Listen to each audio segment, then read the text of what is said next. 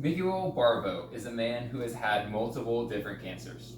His first cancer diagnosis was before he was even 17 years old. After that, more cancer came, and he has lived for tens of years with multiple different cancers. That is from the American Cancer Society 2025.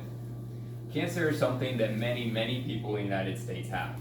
It is something that many suffer from, people die from, and if someone doesn't have cancer themselves, they probably know someone who does. While I myself have never had cancer and have not been diagnosed with cancer, I do have extended family members who have. Today, I would like to take you over some steps about ways that you can attempt to lower your risk of getting cancer. First, I would like to take you over the magnitude of the cancer problem in the United States. In 2022, for example, the US saw over 608,000 people die from cancer. That's over 500,000. In 2021, the US saw a little under 1.8 million new cancer cases reported. Both of those two facts are from the US Centers for Disease Control and Prevention 2025. Also, according to the clevelandclinic.org, according to statistics, 2 out of every 5 people are going to get cancer. 2 out of me, my 2 siblings, and my 2 parents, that would mean that 2 of us are going to get cancer. Common examples of cancer, according to the Cancer Statistics 2024, are lung, bronchus, kidney cancer, bladder cancer, pancreatic, thyroid, breast, and colon cancer. So, many people do suffer from cancer and lose loved ones to this disease. Satisfaction. I'd like to take you guys now over some steps that you can take to try to prevent yourself from getting cancer. It's not a guarantee that you won't get cancer, but you can take these steps to try to help yourself. They are very simple steps, and these today are from the clevelandclinic.org 2025. The first is exercise. Exercise can help you against colon, lung, breast cancer, and more. The second is tobacco. Staying away from tobacco products and smoking. 9 out of 10 lung cancer cases are related to smoking, and smoking can damage your DNA and help the growth of cancer in your body.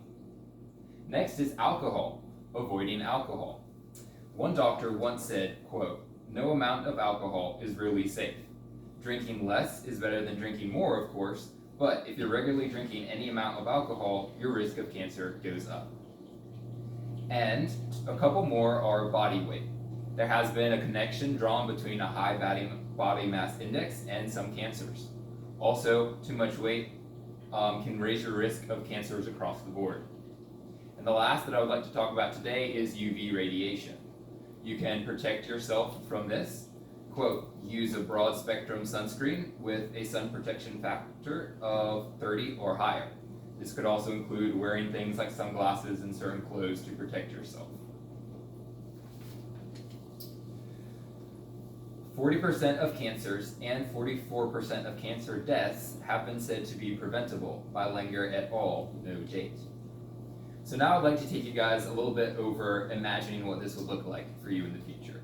So imagine the US as a whole seeing a drop in cancer rates and a drop in cancer deaths.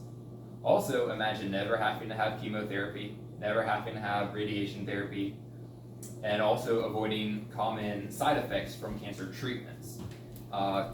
Side effects such as memory problems, heart issues, and fatigue. Those are examples from the American Cancer Society Medical and Editorial Content Team and American Society of Clinical Oncology 2024. Also, you wouldn't die from cancer. On the flip side, imagine getting cancer and having some of these problems as your own. And lastly, I'd like to call you to action. So today, what are simple things that you can do today? Not tomorrow, but today.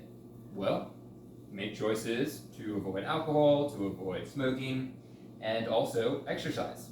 Doesn't have to be a ton, but exercise in some form or fashion. These are examples of steps from the clevelandclinic.org 2025. An immediate step would be after this video, I will have posted 2 links to sources which you can read. I would encourage you to read one of those today. Final thought, you don't know if you will get cancer in the future. but don't throw up your hands and just say, I don't know if I'm going to get it. Take these steps to lower your risk of getting cancer in the future.